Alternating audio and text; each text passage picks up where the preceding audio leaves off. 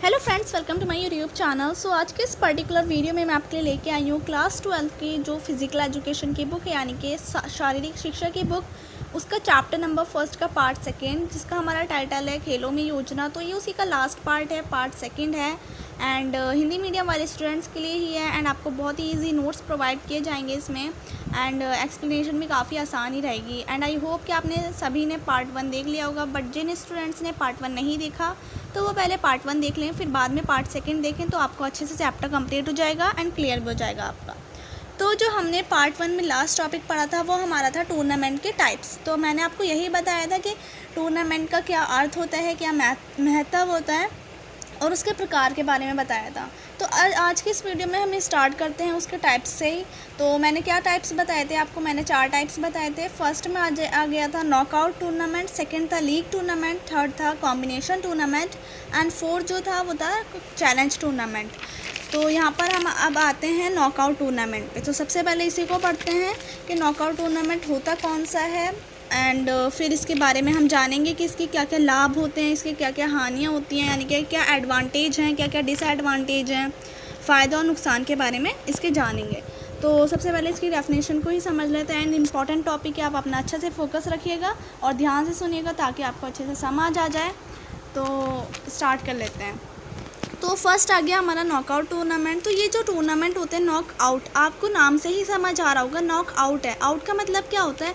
Out का मतलब होता है बाहर कोई भी चीज़ बाहर जाना, ठीक है, आउट कहते हैं बाहर जाने को। तो फिर इसका नाम से ही इसके अंदर मतलब निकल रहा है, इसके नाम में ही इसका मीनिंग शो हो रहा है।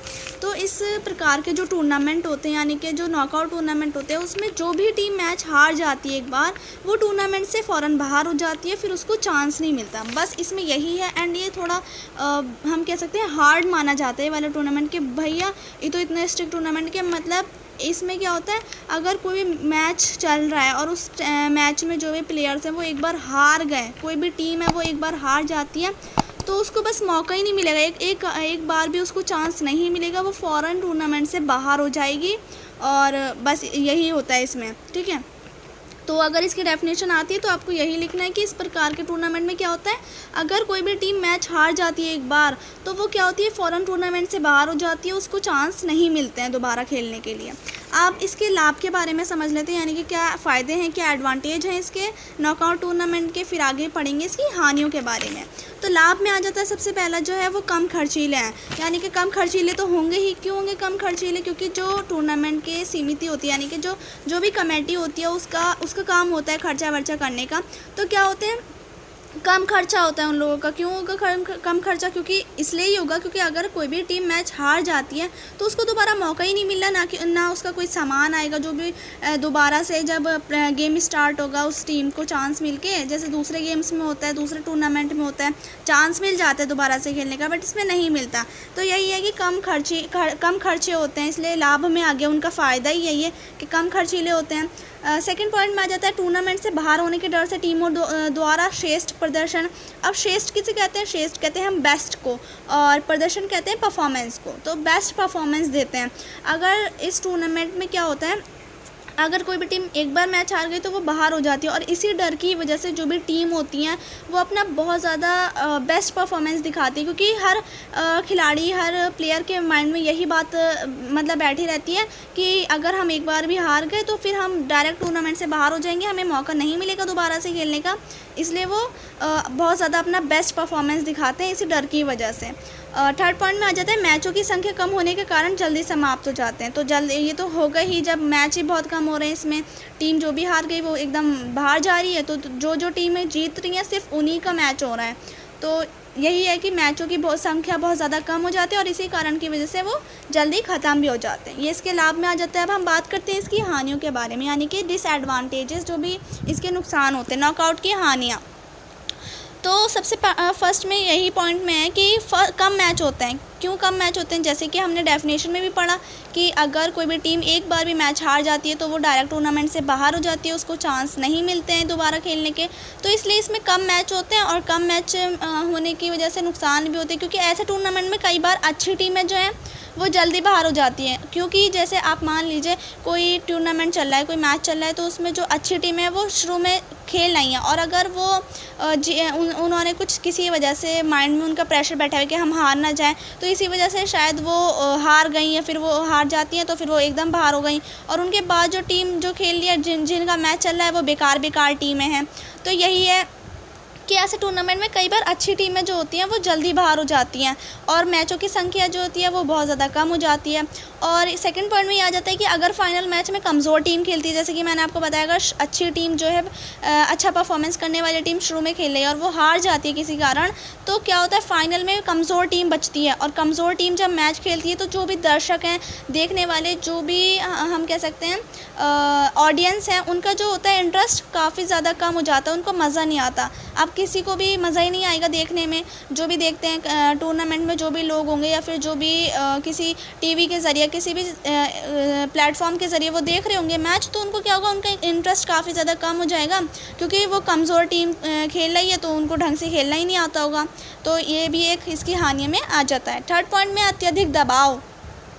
अब बहुत ज़्यादा दबाव हो जाता है किसके माइंड में, खिलाड़ियों के माइंड में, जो भी प्लेयर्स होते हैं उनके माइंड में बहुत ज़्यादा दबाव बैठ जाता है कि यही लिखा हुआ है कि इस प्रकार के टूर्नामेंट में कम मैच होने के कारण कम मैच होते हैं, और इसलिए खिलाड़ियों पर बहुत ज़्यादा श्रेष्ठ यानी कि बेस्ट परफॉर्मेंस करने का दबाव डाला जाता है कि अगर तुम अच्छा परफॉर्मेंस दिखाओ, क्योंकि अगर नहीं दिखाओगे तो फिर तुम्हारा क्या होगा, मतलब एक बार भी हारने से आपको एकदम बाहर कर दिया जाएगा, चांस नहीं मिलेंगे दोबारा खेलने के। इसलिए हर खिलाड़ी के माइंड में, हर मैच में जो भी खिलाड़ी होते हैं, जो भी प्लेयर्स होते हैं, हर टीमों के जो भी खिलाड़ी होंगे, उनके माइंड में यही प्रेशर, यही दबाव जो है बैठा रहता है कि हमें सही से खेलना है, इसलिए वो अपना बेस्ट परफॉर्मेंस दिखाते हैं। तो यही है इसके लाभ और हानियाँ। आई होप आप समझ गए होंगे। अब आते हैं अपना सेकंड वाला टाइप, जो कि था हमारा लीग टूर्नामेंट। तो लीग टूर्नामेंट को सबसे पहले मैं आपको यही बता दूं कि लीग टूर्नामेंट जो होता है, इसको हम राउंड रॉबिन टूर्नामेंट भी कहते हैं। तो आप कंफ्यूज नहीं होइएगा, कहीं कहीं शायद आपको राउंड रॉबिन लिखा हुआ मिले और कहीं लीग टूर्नामेंट से ज़्यादा प्रसिद्ध या ज़्यादा फेमस भी है ये, तो इसलिए ज़्यादा लीग टूर्नामेंट इसका नाम फेमस है, बट इसको राउंड रॉबिन टूर्नामेंट भी कहा जाता है। तो इस प्रकार के टूर्नामेंट में क्या होता है, जो भी टीम होती है वो टूर्नामेंट में भाग ले रही है, यानी कि जो भी टीम टूर्नामेंट में पार्टिसिपेट कर रही है वो अन्य टीमों के साथ कम से कम एक बार ज़रूर खेलती है। ठीक है, तो यही लिखा है कि इस प्रकार के टूर्नामेंट में हर टीम दूसरी टीमों के साथ कम से कम एक बार ज़रूर ही खेलती है। जैसे कि मान लीजिए कि एग्जांपल के थ्रू मैं आपको समझाती हूँ कि 5 टीमें हैं, फर्स्ट टीम है, सेकंड टीम है, थर्ड टीम है, फोर्थ टीम है और फिफ्थ टीम है। ठीक है, इनका मैच चल रहा है, तो क्या होगा, फर्स्ट टीम जो होगी वो सेकंड के साथ भी खेलेगी, थर्ड के साथ भी खेलेगी, फोर्थ के साथ भी खेलेगी और फिफ्थ के साथ भी खेलेगी। ऐसे ही सेकंड वाली टीम भी फर्स्ट के साथ खेलेगी, अपने साथ नहीं खेलेगा कोई, मतलब फर्स्ट के साथ नहीं खेलेगी, लेकिन वो जो सेकंड होगी वो सेकंड के साथ नहीं खेलेगी, बट वो फर्स्ट के साथ, थर्ड के साथ, फोर्थ के साथ, फिफ्थ के साथ, वो सब के साथ खेलेगी। और ये तो मैंने आपको 5 का उदाहरण दिया, काफ़ी ज़्यादा भी टीम हो जाती हैं, तो इसलिए क्या होते हैं, लंबे भी चलते हैं टूर्नामेंट, ये वाले लीग टूर्नामेंट। तो यही लिखा हुआ है, इस प्रकार के टूर्नामेंट में जो भी टीम होगी, जो भी पार्टिसिपेट करने वाली टीम है, वो दूसरी टीमों के साथ यानी कि अन्य टीमों के साथ कम से कम एक बार ज़रूर ही खेलती है, कभी कभार एक बार से ज़्यादा भी मैच हो जाते हैं, और इसको राउंड रॉबिन टूर्नामेंट भी कहा जाता है, जैसे कि मैंने आपको बता ही चुकी हूँ।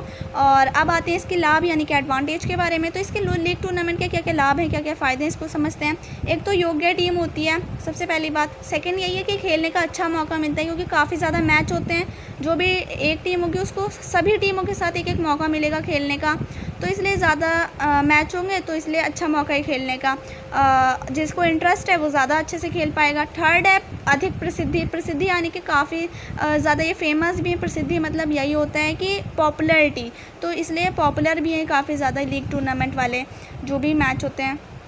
और फोर्थ में आ जाता है बहुत सारे मैच, तो ये तो है ही इसका मतलब हम कह सकते हैं बेसिक पॉइंट है, क्योंकि बहुत सारे मैच तो होते ही हैं लीग टूर्नामेंट में और होंगे ही, क्योंकि जब एक टीम है उसको हर टीम के साथ खेलने का मौका मिल रहा है, तो वो तो मैच ज़्यादा ही होंगे। फर्स्ट सबके साथ खेलेगी, जो सेकंड टीम होगी वो भी सबके साथ खेलेगी, थर्ड टीम भी सबके साथ, फोर्थ भी सबके साथ, और फिफ्थ वाली जो टीम होगी वो भी सबके साथ। और अगर ज़्यादा टीमों का मैच हो रहा है तो वो तो हर किसी के साथ खेलेंगे, तो ज़्यादा मैच हो जाते हैं। तो यही लिखा है, बहुत सारे मैच। अब हम बात करते हैं इसकी हानियों के बारे में, यानी कि डिसएडवांटेजेस, क्या क्या नुकसान होते हैं लीग टूर्नामेंट की हानियाँ। तो फर्स्ट पॉइंट में आ जाता है, ये टूर्नामेंट लंबे समय तक चलते हैं। लंबे समय तक क्यों चलते हैं? जैसे कि मैंने आपको अभी बताया कि बहुत सारे मैच होते हैं, हर टीम दूसरी टीमों के साथ खेलती है, तो बहुत ज़्यादा लंबे समय तक चलते हैं। इस वजह से जो भी दर्शक देखने वाले होते हैं, जो अभी ऑडियंस होते हैं, उनका इंटरेस्ट जो है काफ़ी कम हो जाता है। इसलिए क्योंकि ये लंबे ज़्यादा ही टाइम तक चलते रहते हैं, इसलिए दर्शकों जो भी होते हैं उनका इंटरेस्ट कम हो जाता है। एक ये इसकी हानियों में आ जाता है इंक्लूड।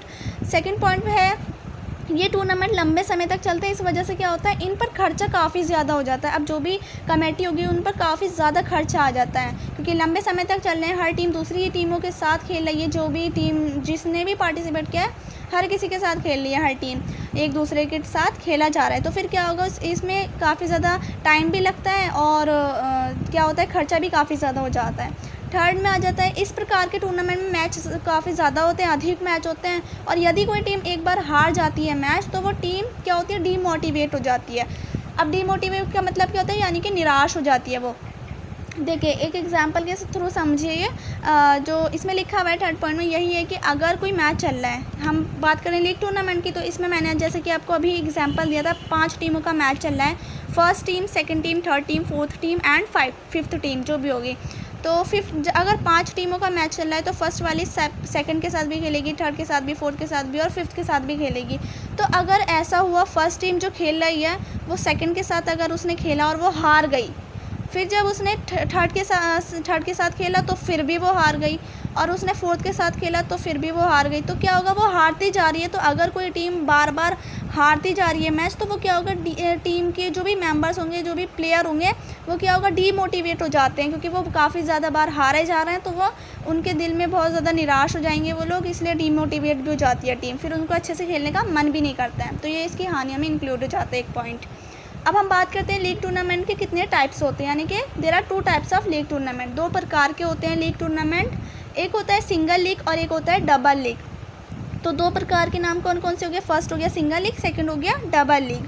तो सिंगल लीग में क्या होता है, हर टीम दूसरे टीम के साथ लगभग एक बार ज़रूर मैच खेलती है, यानी कि सिंगल का मतलब ही क्या होता है, सिंगल मतलब एक होता है, तो एक बार तो ज़रूर ही मैच होगा हर टीम का दूसरी टीम के साथ। डबल लीग में क्या होता है, हर टीम, प्रत्येक टीम जो है दूसरे टीम के साथ 2 बार खेलती है, यानी कि 2 बार खेलती है। डबल क्या मतलब क्या होता है, 2, डबल तो 2 ही को कहते हैं। तो हर जो भी प्रत्येक टीम होती है वो दूसरी अन्य टीमों के साथ 2 बार ज़रूर मैच खेलती है। आई होप आप समझ गए होंगे। अब हम बात करते हैं अपना थर्ड टाइप, जो कि है कॉम्बिनेशन टूर्नामेंट।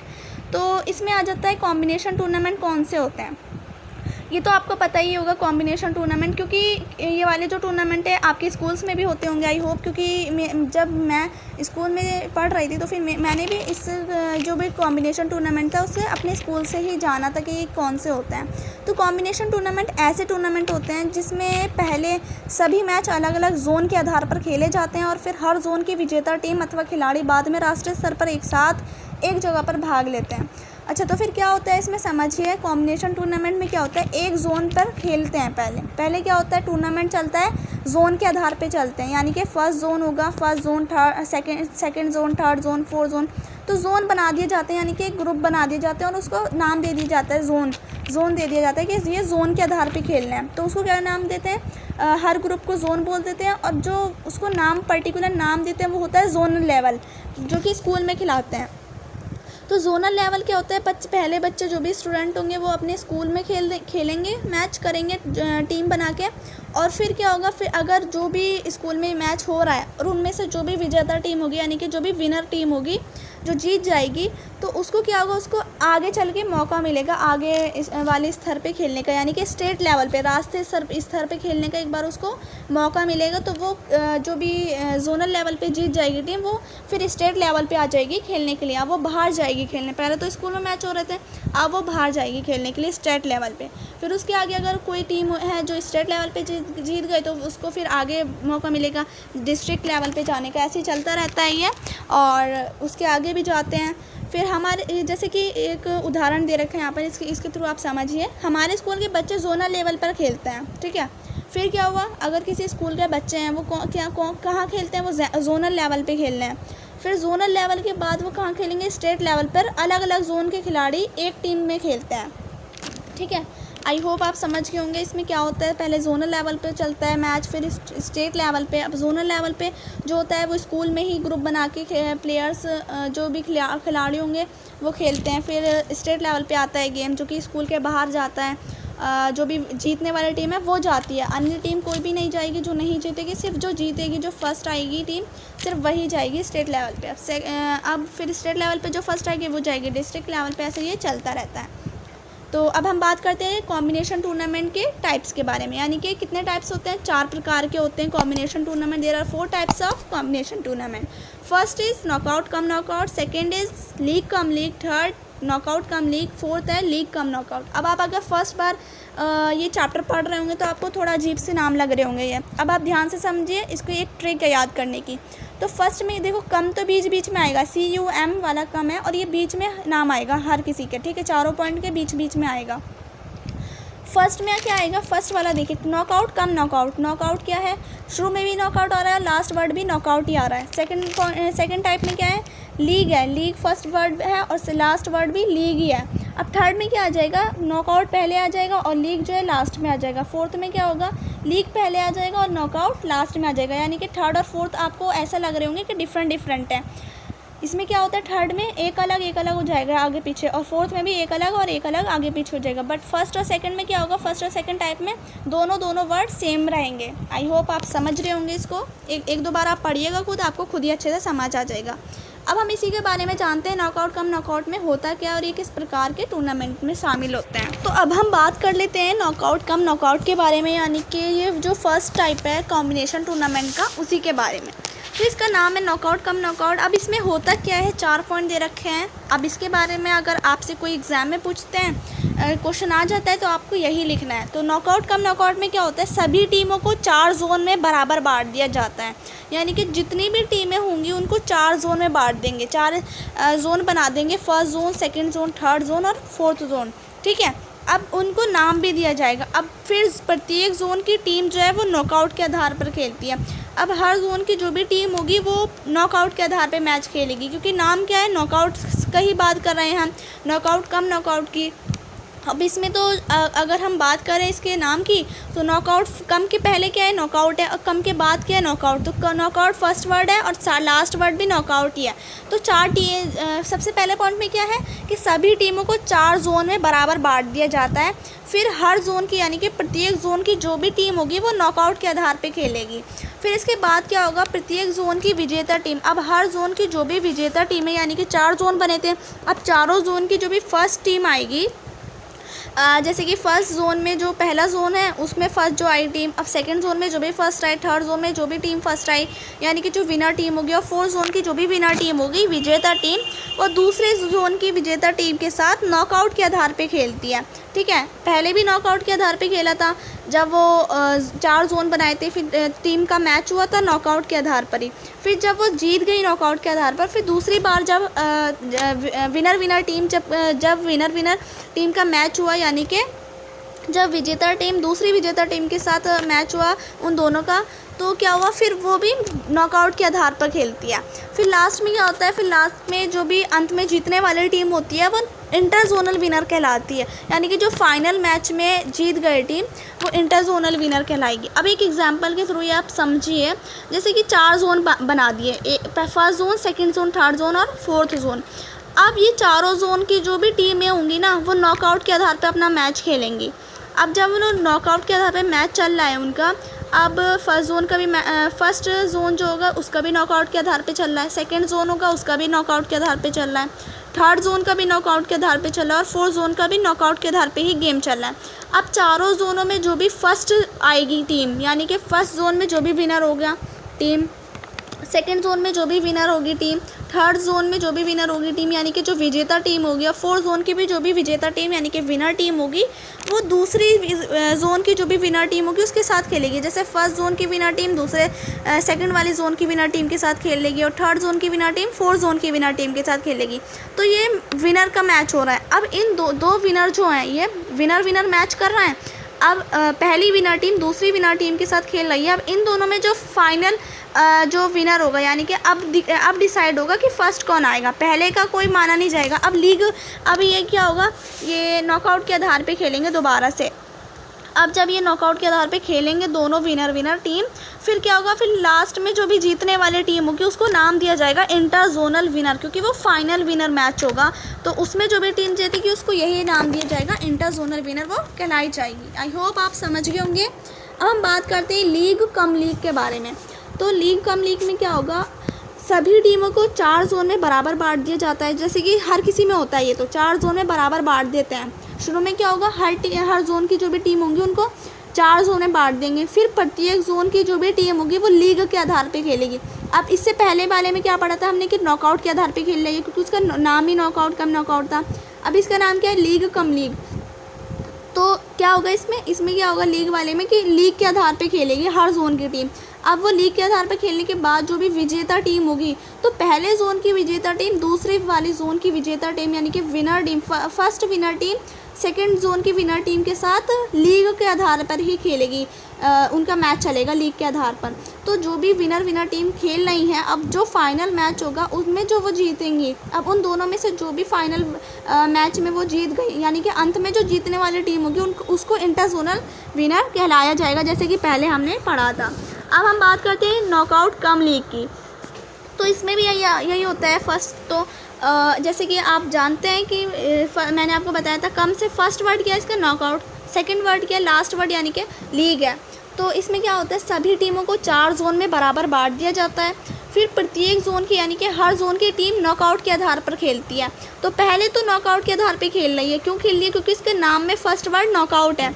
तो पहले तो गेम जो चल रहा है, जो मैच चल रहा है वो नॉकआउट के आधार पे चल रहा है। फिर इसके बाद क्या होगा, इसके बाद जो भी प्रत्येक जोन की विजेता टीम है, यानी कि first winner team second winner team के साथ जब मैच करेगी, फाइनल मैच जो होगा फर्स्ट विजेता टीम और सेकंड विजेता टीम का, यानी कि first winner team second winner team के साथ जब खेलेगी तो वो लीग के आधार पे खेलेगी। इस बार नॉकआउट के आधार पे नहीं खेलेगी। अब वो लीग के आधार पे क्यों खेलेगी, क्योंकि इसका जो लास्ट वर्ड है वो है लीग। तो पहले तो नॉकआउट के आधार पे चला गेम इसमें। फिर क्या होगा, फिर जो भी जीतेगी वो लीग के आधार पे मैच चलेगा विनर टीम का। फिर उसके बाद जो होगा, लास्ट में जो भी जीतने वाली टीम होगी उसको इंटरजोनल विनर कहलाया जाएगा। अब हम बात करते हैं फोर्थ की। अब फोर्थ जो था उसका नाम है हमारा लीग कम नॉकआउट। उल्टा है, ये थर्ड वाले का अपोजिट है, लीग कम नॉकआउट। इसमें फर्स्ट वर्ड है लीग, लास्ट वर्ड है नॉकआउट। तो क्या होगा, इसमें सभी टीमों को 4 जोन में बराबर बांट दिया जाता है। ये तो हर किसी में ही होता है, ये वाला पॉइंट तो सिंपल है, कॉमन है हर किसी में ही। तो सभी टीमों को 4 जोन में बराबर बांट दिया जाता है। फिर क्या होता है, फिर हर जोन की जो भी टीम होगी वो लीग के आधार पे खेलेगी पहले। अब इसमें क्या हो रहा है, फोर्थ में लीग के आधार पे खेलना है, क्योंकि इसका जो फोर्थ का हम बात करें तो इसका फर्स्ट वर्ड लीग है। तो पहले लीग के आधार पे खेलेंगे। फिर जो भी लीग के आधार पे खेलने के बाद जो भी जोन की विनर टीम होगी, यानी कि फर्स्ट विनर टीम जब सेकंड विनर टीम के साथ खेलेगी, विजेता टीम एक दूसरे के साथ खेलेंगे, तो वो नॉकआउट के आधार पे खेलेंगे सेकंड बार में। ठीक है, तो नॉकआउट के आधार पे क्यों खेलेंगे, क्योंकि इसका नाम ही लास्ट में नॉकआउट आ रहा है। तो बाद में हम वो नॉकआउट के आधार पे खेलेंगे। पहले लीग के आधार पे खेल लेते हैं, फिर जब वो जीत गए दोनों विनर टीम का जब मैच हुआ तो वो नॉकआउट के आधार पे चलेगा। अब जो भी लास्ट में अंत में जीतने वाली टीम होगी उसको क्या कहलाया जाएगा, वो इंटरजोनल विनर कहलाई जाएगी। और उसको क्या कहते हैं, इंटरजोनल विनर, जो भी लास्ट में अंत में जीतने वाली टीम होती है। आई होप आप ये चारों के बारे में समझ गए होंगे। अब हम आते हैं अपना नेक्स्ट टॉपिक। अब जो नेक्स्ट टॉपिक है हमारा वो है इंट्राम्यूरल। अब इंट्राम्यूरल के बारे में हमें समझना है, ये इंपॉर्टेंट टॉपिक भी, काफ़ी बार इसके बारे में एग्जाम में आ जाता है क्वेश्चंस, तो आपको इसको ध्यान से समझना है, इंट्राम्यूरल। एंड बाद में हम इसके बारे में समझेंगे एक्स्ट्राम्यूरल। तो ये 2 टॉपिक होते हैं, दोनों सेम से ही हैं लगभग, लेकिन कुछ डिफरेंस है, उसके बारे में ही जानना है आपको कि क्या डिफरेंस है इन दोनों में, इंट्राम्यूरल और एक्स्ट्राम्यूरल के बारे में। तो सबसे पहले जानते हैं इंट्राम्यूरल जो होते हैं वो शब्द, ये शब्द कहाँ से आया है, तो इसके बारे में, इस वर्ड के बारे में ही आपको जानना है। तो इंट्राम्यूरल जो शब्द है वो लैटिन भाषा के 2 शब्दों से मिलकर बना है। अब 2 शब्द कौन कौन से, इंट्रा, पहला तो इंट्रा शब्द है और दूसरा शब्द है म्यूरल। तो इंट्रा और म्यूरल से ये मिलकर बना है इंट्राम्यूरल्स। ठीक है, इतना ही तो आप समझ गए होंगे। अब इंट्राम्यूरल जो ये मिलकर बना है इंट्रा से और म्यूरल से, इंट्राम्यूरल शब्द, तो इसका मीनिंग होता क्या, तो इसका जो अर्थ होता है, यानी कि इसका जो मीनिंग होता है वो होता है 4 दीवारी के भीतर। भीतर किसे कहते हैं, अंदर को। तो 4 दीवारी के अंदर, यानी कि 4 दीवार बना दो, क्या हो गया, एक बंद कमरा हो गया, तो उसी के अंदर। अब ये 4 दीवारी के भीतर क्यों कहा गया है इंट्राम्यूरल को, तो इसलिए इसको ये कहा गया चार दीवारी के भीतर, इसका यानी कि मीनिंग होता है चार दीवारी के अंदर। तो ये कौन सी चार दीवारी हैं? ये स्कूल की चार दीवारी होती हैं, ठीक है। तो जो इंट्राम्यूरल मैच होते हैं, इंट्राम्यूरल जो भी मैच चलेंगे वो स्कूल के अंदर मैच होंगे, तो उसको हम कहा जाएगा इंट्राम्यूरल। अब आप इसके नाम से ही समझ रहे होंगे इंट्रा किसे कहते हैं? इंट्रा कहते हैं हम अंदर को। अब एक्स्ट्रा किसे कहते हैं? एक्स्ट्रा कहते हैं बाहर को।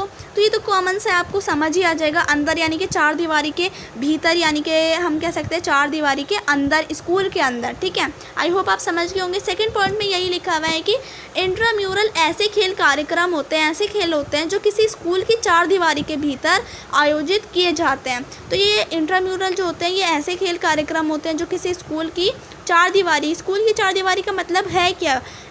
मतलब इसका जो कॉमन सा हम अगर एक सेंस से मीनिंग निकालें तो उसका मीनिंग यही आता है कि स्कूल है, स्कूल एक चार दीवारी के अंदर ही तो होता है। एक हम मान लें चार दीवार हैं और उसके अंदर ही तो आपका एक रूम होता है स्कूल में, जो भी क्लास होती है आपके स्कूल के अंदर ही तो होती है। अब ग्राउंड होता है उसमें भी चार दीवारें होती हैं। तो इसको बस बेसिक से एक नाम दे दिया गया ताकि अच्छे से समझ आ सके कि स्कूल के अंदर मैच हो रहा है। तो स्कूल की चार दीवारी के भीतर यानी कि अंदर मैच ये वाले आयोजित किए जाते हैं, इंट्राम्यूरल मैच। जैसे कि इसके कुछ एग्जाम्पल के थ्रू समझते हैं। जैसे खो खो आपके स्कूल में खिलाया जाता होगा, या हर स्कूल में खो खो ऐसे गेम खिलाए जाते हैं। लेमन रेस होती है। लेमन रेस यानी कि जो लेमन यानी कि नींबू रखा जाता है चम्मच में और फिर रेस होती है, वो रेस भी स्कूल के ही अंदर होती है ग्राउंड में। बॉक्सिंग वगैरह भी जो होते हैं वो स्कूल के अंदर ही होते हैं। और इसके अलावा और काफ़ी ज़्यादा जो भी गेम होते हैं वो स्कूल के अंदर भी खिलाए जाते हैं। तो जो भी मैच स्कूल के अंदर खिलाया जाएगा वो क्या होगा? वो इंट्राम्यूरल खिलाया जाएगा वो गेम, ठीक है। आई होप आप समझ गए होंगे इसके इंट्राम्यूरल के बारे में। अब हम बात करते हैं एक्स्ट्रा म्यूरल के बारे में। तो एक्स्ट्रा म्यूरल शब्द जो है ये भी लैटिन भाषा के ही दो शब्दों से मिलकर बना है। अब दो शब्द कौन कौन से? एक तो एक्स्ट्रा और एक म्यूरल। तो एक एक्स्ट्रा और दूसरा क्या है? म्यूरल नहीं है, म्यूरलिस है। एक एक्स्ट्रा और दूसरा म्यूरलिस, इन दोनों से ये मिलकर बना है, जिसका अर्थ क्या होता है? चार दीवारी के बाहर। अब ये इसका अपोजिट है बिल्कुल। इंट्राम्यूरल में क्या था? चार दीवारी के अंदर यानी कि स्कूल के अंदर गेम होते थे। अब एक्स्ट्रा म्यूरल में क्या है? चार दीवारी के बाहर यानी कि स्कूल के बाहर जो आयोजित किए जाते हैं। तो सेकंड पॉइंट में यही लिखा है कि एक्स्ट्रा म्यूरल ऐसे खेल कार्यक्रम होते हैं जो किसी भी स्कूल की चार दीवारी के बाहर आयोजित किए जाते हैं, यानी कि स्कूल के बाहर होते हैं। जैसे कि हम अगर मान लें जैसे कि क्रिकेट मैच जो होता है वो स्कूल के बाहर होता है, ठीक है, टूर्नामेंट में होता है, क्रिकेट टूर्नामेंट में। फुटबॉल ऐसे ही, फुटबॉल भी जो मैच होता है वो भी बाहर होता है स्कूल के। बास्केटबॉल भी जो होता है वो भी स्कूल के बाहर होता है, और आदि हम कह सकते हैं, यानी कि एक्सेट्रा आगे जो भी और सारे मैच होते हैं वो भी स्कूल के बाहर हो सकते हैं, एक्स्ट्रा म्यूरल वाले गेम्स, ठीक है। जो भी एक्स्ट्रा म्यूरल में इंक्लूड होगा गेम वो स्कूल के बाहर होगा, और जो भी इंट्रा म्यूरल में गेम इंक्लूड होगा वो होगा स्कूल के अंदर, ठीक है। आई होप आप समझ होंगे इन दोनों के ही बारे में। तो अब जो हमारा नेक्स्ट टॉपिक आता है वो है विशिष्ट खेल कार्यक्रम। तो ये अपना ही एक अलग सा टॉपिक है, और इस चैप्टर का लास्ट टॉपिक है हमारा ये विशिष्ट खेल कार्यक्रम। इसके बाद हमारा चैप्टर ख़त्म हो जाएगा बिल्कुल, एंड कंप्लीट हो जाएगा पार्ट सेकंड में ही हमारा चैप्टर। तो इसके बारे में समझ लेते हैं ये होते क्या हैं विशिष्ट खेल कार्यक्रम। तो ये टॉपिक भी लेंथी है थोड़ा, एंड ईजी भी काफ़ी है, तो ध्यान से समझेंगे तो आपको अच्छे से समझ भी आ जाएगा। तो विशिष्ट खेल कार्यक्रम जो होते हैं इसके डेफिनेशन में ही लिखा हुआ है कि विशिष्ट खेल कार्यक्रम ऐसे खेल कार्यक्रम होते हैं जो किसी भी सामाजिक उद्देश्य के लिए आयोजित किए जाते हैं। यानी कि क्यों होते हैं क्यों ये वाले खेल खिलाए जाते हैं, क्यों आयोजित होते हैं? किसी भी सामाजिक उद्देश्यों के लिए। अब सामाजिक उद्देश्य किसे कहते हैं हम? सोशल इश्यूज़ के लिए। अब जो भी सोशल इश्यूज़ के लिए जो भी गेम हो रहा है, आयोजित हो रहा है वो गेम, तो वो आ जाएगा विशिष्ट खेल कार्यक्रम में, ठीक है। जैसे कि एक एग्जांपल के थ्रू आप समझिए, जैसे कि लोगों में एकता फैलाने के लिए जो खेल कार्यक्रम हो रहा है वो इसमें आ जाएगा विशिष्ट खेल कार्यक्रम में। लोगों में एकता यानी कि यूनिटी, पीपल्स में जो भी एकता फैलाने के लिए, लोगों में जागरूकता फैलाने के लिए भी होते हैं। स्वास्थ्य और बीमारियों के बारे में जागरूकता फैलाने के लिए भी जो भी कार्यक्रम होंगे वो इसमें इंक्लूड हो जाएंगे, ठीक है। आई होप आप समझ गए होंगे कौन से होते हैं विशिष्ट खेल कार्यक्रम के बारे में। अगर आपसे पूछते हैं, क्वेश्चन आए, तो आपको यही लिखना है कि ये सामाजिक उद्देश्यों के लिए यानी कि सोशल इश्यूज़ के लिए आयोजित किए जाते हैं। जैसे कि लोगों में एकता बढ़ाने के लिए, जागरूकता पैदा करने के लिए, या स्वास्थ्य के बारे में या बीमारियों के बारे में जागरूकता फैलाने के लिए कार्यक्रम किए जाते हैं। जैसे कि इसके एग्जांपल में आ जाता है, फर्स्ट है खेल दिवस, जिसको हम स्पोर्ट्स डे कहते हैं। आपके स्कूल में भी होता होगा स्पोर्ट्स डे, तो ये भी इसका एग्जांपल में आ जाता है। सेकंड है स्वास्थ्य दौड़, यानी कि जो भी दौड़ होती है हेल्थ के लिए, वो इसमें इंक्लूड हो जाती है इसके एग्जांपल में। थर्ड है run for fun. Run for fun मतलब जो होता है फ़न किसे कहते हैं, हम कहते हैं फ़न इंजॉयमेंट को, तो उसी के लिए रन हो रहा है, दौड़ हो रही है किस चीज़ के लिए, फ़न के लिए, तो ये आ जाती है थर्ड पॉइंट में। फोर्थ है एकता के लिए दौड़। एकता किसे कहते हैं, यूनिटी के लिए, यानी कि रन फॉर यूनिटी, लोगों में एकता बढ़ाने के लिए एक रेस होती है, वो इसमें इंक्लूड हो जाती है। फिफ्थ है जागरूकता के लिए दौड़। अब लोगों में जागरूकता बढ़ाने के लिए किसी भी चीज़ के बारे में, स्वास्थ्य के बारे में, बीमारियों के बारे में जागरूकता बढ़ाने के लिए जो भी दौड़ होती है। तो अब इसी को एक को हम थोड़ा डिफ़ाइन कर लेते हैं, ताकि अगर आपसे एग्ज़ाम में पूछ लिया जाए तो आपको इसके बारे में कुछ इन्फॉर्मेशन मालूम हो, पता हो, ताकि आप इसके बारे में लिख दें। तो जो फर्स्ट होता है हमारा खेल दिवस, तो उसके बारे में समझते हैं स्पोर्ट्स डे। स्पोर्ट्स डे क्या होता है, स्कूल में इसमें यही लिखा है इसके 2 पॉइंट्स में, स्कूल में 1 वर्ष में एक बार स्पोर्ट्स डे का आयोजन किया जाता है, यानी कि हर साल जो है स्पोर्ट्स डे का आयोजन किया जाता है स्कूलों में। तो स्कूलों में क्या होता है, 1 साल में एक बार जो है हर स्कूल में जो है ये स्पोर्ट्स डे मनाया जाता है, उसका आयोजन किया जाता है। इसमें अलग अलग बच्चों से, स्टूडेंट्स जो भी होते हैं उनसे, जो भी स्टूडेंट्स इसमें पार्टिसिपेट करते हैं उनसे अलग अलग गेम्स खिलवाए जाते हैं, जैसे कि लेमन रेस हो गई, और जो भी अलग अलग 3 लेग रेस होती है, और भी अन्य तरह की रेसें होती हैं, दौड़ होती हैं, वो इसमें होती है स्पोर्ट्स डे में। तो स्कूल में 1 वर्ष में एक बार स्पोर्ट्स डे का आयोजन किया जाता है, और स्पोर्ट्स डे में के अवसर पर क्या होता है, बहुत सारे खेलों का आयोजन किया जाता है, बहुत सारे खेल खिलाए जाते हैं।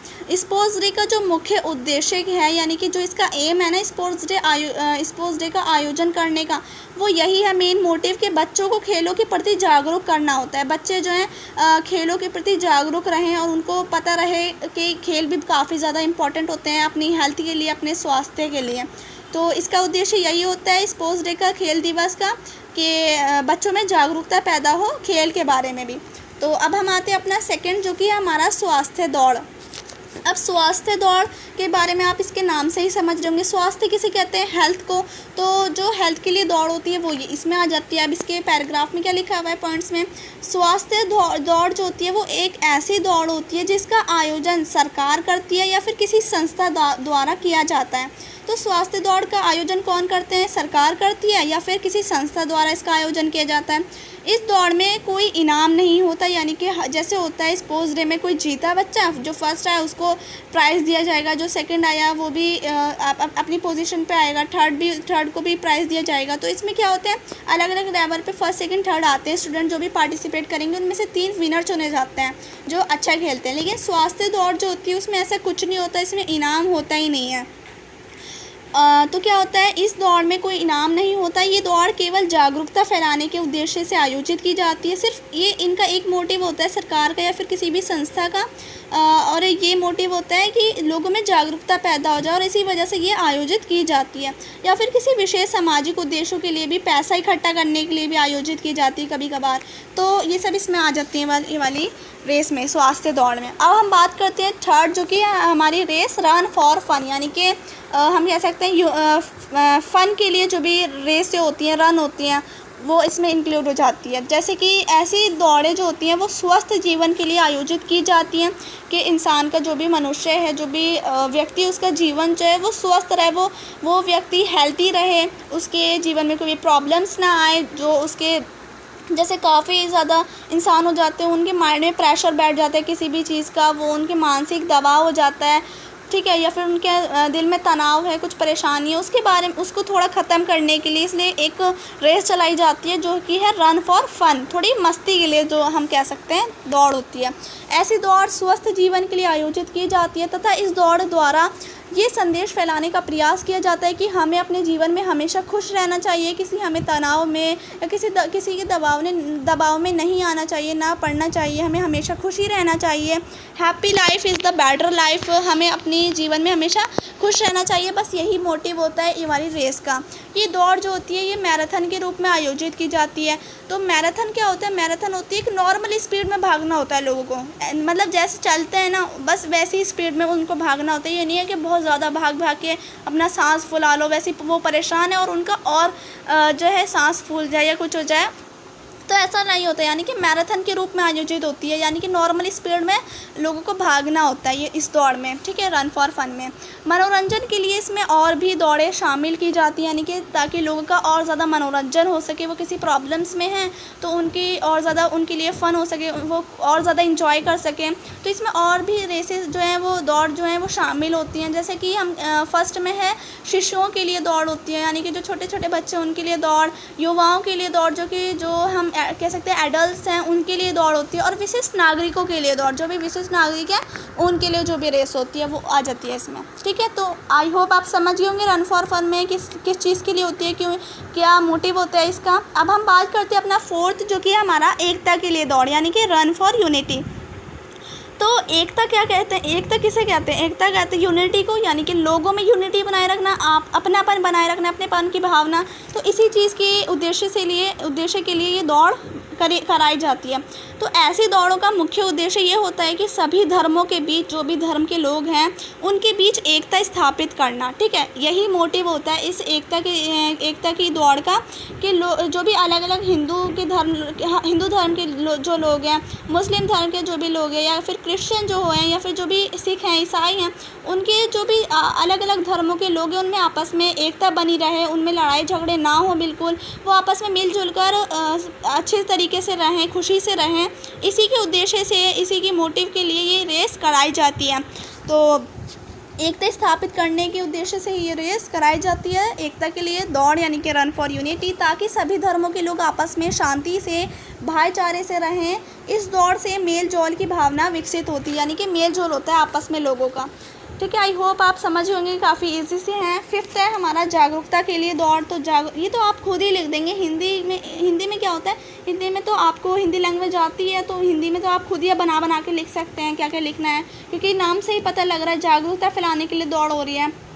तो इस प्रकार की दौड़ें क्या होती हैं, जागरूकता फैलाने के लिए आयोजित की जाती हैं।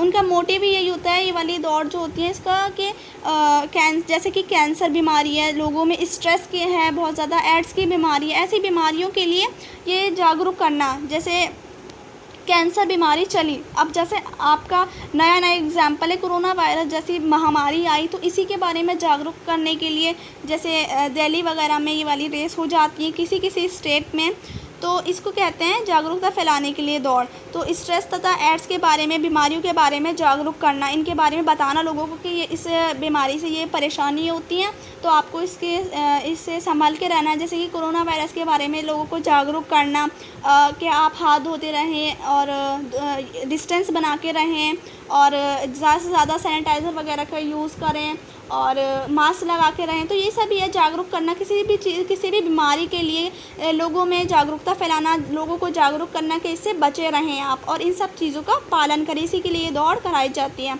और जैसे कि पर्यावरण प्रदूषण हो गया, बेटियों को पढ़ाना, ये इसके अन्य टॉपिक हैं, इसके लिए भी दौड़ होती है। बीमारियों से बचाने के लिए तो होती है, और ये भी अन्य टॉपिक होते हैं, जैसे कि पर्यावरण प्रदूषण के लिए बेटियों को पढ़ाना, बेटी बचाओ बेटी पढ़ाओ ऐसे के नारे होते हैं आदि जैसे मुद्दों पर लोगों को जागरूक किया जाता है इन जागरूकता की दौड़ों के ज़रिए से। तो यहाँ पर हमारा ये चैप्टर कंप्लीट हो जाता है। एंड आई होप आपको वीडियो अच्छी लगी हो, और अगर आपको वीडियो अच्छी लगी तो प्लीज़ लाइक कर दीजिएगा, शेयर कर दीजिएगा, एंड कमेंट करके ज़रूर बताइएगा कि आपको वीडियो कैसी लगी। अगर कोई भी प्रॉब्लम है वीडियो से रिलेटेड एंड चैप्टर से रिलेटेड तो आप कमेंट करके बता सकते हैं, आपको ज़रूर रिप्लाई मिलेगा। एंड कमेंट के ज़रिए भी हमें आप अपना फीडबैक देना बिल्कुल मत भूलिएगा, क्योंकि कमेंट से क्या होता है हमें पता लगता रहता है कि कितने बच्चों को अच्छी लग रही है, उतनी ही ज़्यादा से ज़्यादा वीडियो बनाएं। सो मिलते हैं नेक्स्ट वीडियो में। So take care and bye bye. If you like the video then appreciate it and don't forget to subscribe my channel. Thanks for watching.